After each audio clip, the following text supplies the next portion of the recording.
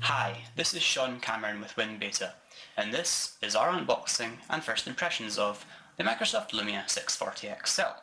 Now, taking a look at the box, the very first thing we can see is the Zeiss logo. Turning to the back, we also have another Zeiss logo and another Zeiss logo. In addition to the big camera which is on display, it is clear from this box that Microsoft wants you to pay attention to the camera. We can also see on the back that the phone comes in a number of different colour options, including white, orange and cyan, in addition to black, which our review unit was supplied in. Now, opening the box, the first thing that we come across is the device itself. And it's a chunky customer, I must say. In fact, it is the largest phone that I have ever owned, or had a chance to use. And I must say that, yeah, I'm intrigued to see how this will turn out over the next few days and weeks. So, taking a look at the front of the device, we have the minuscule call microphone, the slightly bigger call speaker, 5 megapixel front-facing camera, which is very, very important these days for the kids, and their selfies, an ambient brightness sensor, and a Microsoft logo.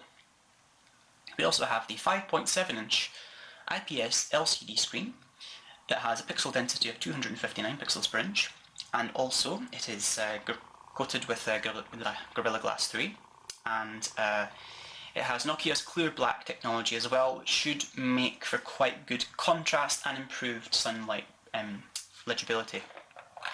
Removing the device from the box, you can see the small quick start guide, which tells you a little more about the device if you don't know how to use it.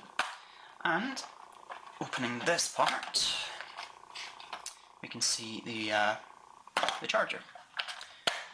One thing to note is that, especially given that this is a budget device, it does not come with headphones. Now, looking at the device itself, it's quite attractive. It weighs 171 grams, it's quite nicely balanced in the hand. It looks exactly like an overgrown Lumia 640, but that's really no bad thing. Budget devices are never really meant to wow visually, and this certainly doesn't, but frankly I'll take a matte plastic slab that doesn't pick up fingerprints and be happy with it. So, looking at the bottom of the device, there's the micro USB port. The left side is completely devoid of anything. The top has a 3.5mm headphone jack, and the right hand side has a volume rocker and the power button. Turning to the back, with the Microsoft logo, a rear firing speaker, which is placed on the top rather than the bottom, which is usually the case with these devices, and that actually is quite good for media consumption if you're right-handed, and I'll have maybe a little bit more on that later. There's also a single LED flash, the Zeiss branding, and this big pockmark of a 13 megapixel camera, which immediately, given that its very big size, calls to mind the Google Nexus 5 and its very big pockmark of a camera as well. Now that was a device which had a lot made of its camera, but the camera didn't turn out to be all that great. Whether that'll be the case with this is something that you'll have to wait for the full review to find out, but for the moment I'm actually reasonably optimistic. As I mentioned, it's a 13 megapixel camera, which should mean that in good lighting conditions, and the colour reproduction, well, given the PureView processing engine, the colour reproduction should be decent. The detail resolved should also be pretty good. I'm imagining that noise will be kept under control. However, given the small sensor size and the increased megapixel count, I'm not too optimistic about low light performance. Budget cameras usually perform really badly in low light, and I don't expect that this will be anything different. Now, for a quick size comparison with other devices. Firstly, I have a 5-inch device, the Nokia Lumia 930. And as you can see, the two are quite different in size. Although the Lumia 640 is slightly thinner than the 940, just very slightly, the 930 is much, much smaller. Now, switching to the 520, which is, I think, officially still the most popular Lumia device. The 640 XL is just comically massive compared to it. And now, compared to an old-fashioned candy bar phone, yeah, the size is only further emphasised. This really is a Goliath, and I, as I said, have never used a device this big, and I have small hands, so it will be interesting to see how this turns out. Now, powering the device on, you can see the usual Windows Phone lock screen.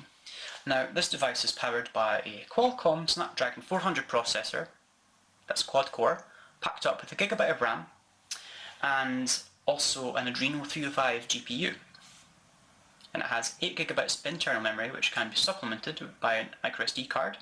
It takes a micro SIM, and it has a 3000 mAh battery, and I'm quite interested to see how the battery will perform on this. Given that it's a 720p screen and a large battery, I'm expecting to get decent performance out of this.